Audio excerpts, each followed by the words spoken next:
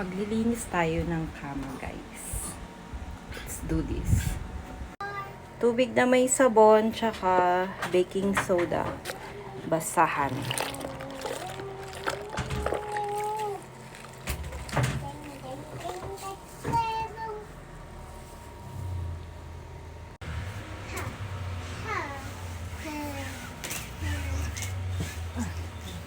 At ang kama kasi, kahit na ipagpag nyo yan, hindi nyo natin nakikita.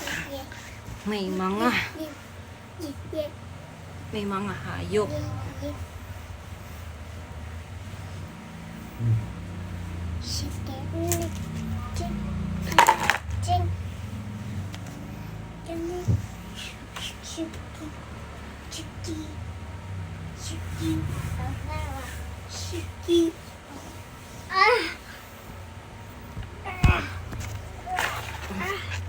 Balik ta rin natin.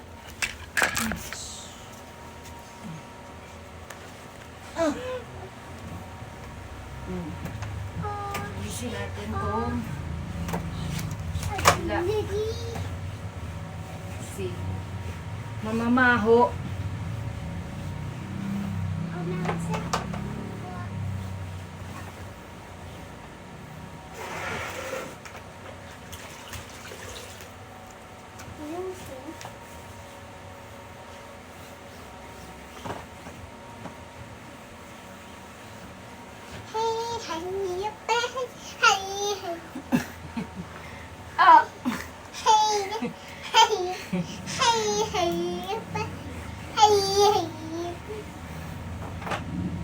Meron tayong unggoy nakasabit.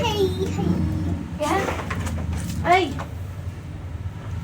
Okay na tong kama. Tapos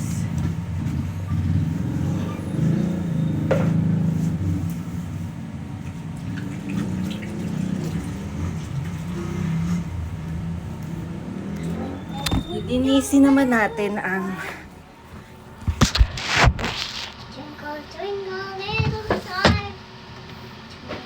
itong yung ano natin dito, decor, wall decor.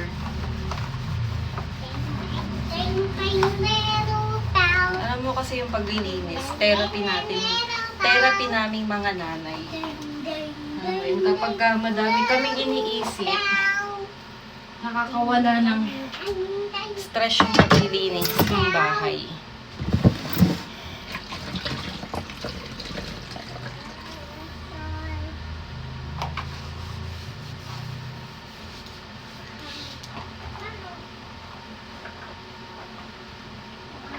Ang hassle nung ganitong wall decor kasi sisingit-singit sa mga ano niya yung alikabok. Medyo mahirap siya linisin, i-maintain. Kasi maano yung alikabok niya makapit. Parang mali ang desisyon kong ganitong design. May pakanto-kanto. Dapat pala yung straight lang, plain lang.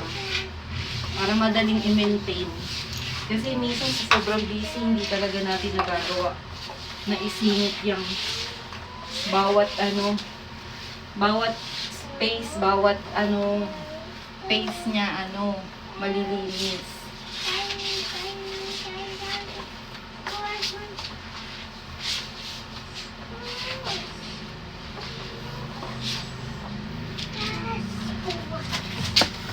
Tapos, ito namang table. Tanggalin natin itong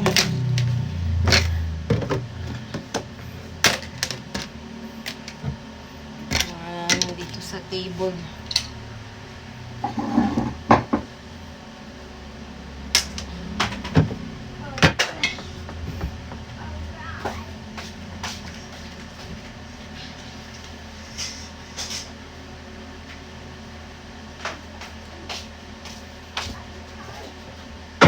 Where's my baby? Where's my baby? Pumpkin. I found you. I found you. I found you. Great job. I found you. Great job. Great job. Diba? Malinis na ang ating table. Kasi kapag ka Found you. madumi, Great. pakasipunin ng ating mga bagets. Maalikabok. Kaya dapat nililinis.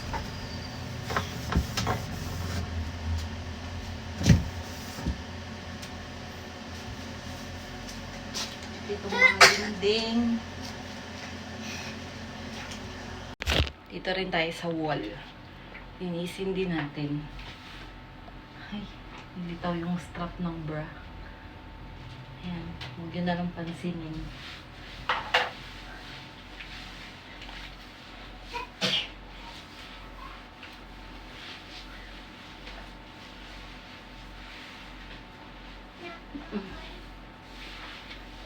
Tapos, magmamap tayo ng floor.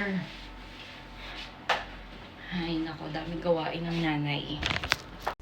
Magmamap tayo ng floor. Kaya, lagyan natin ng sabon tong map.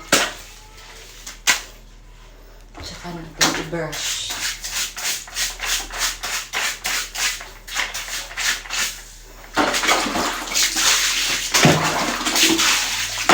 Lagyan natin itong pangmalakasang gym.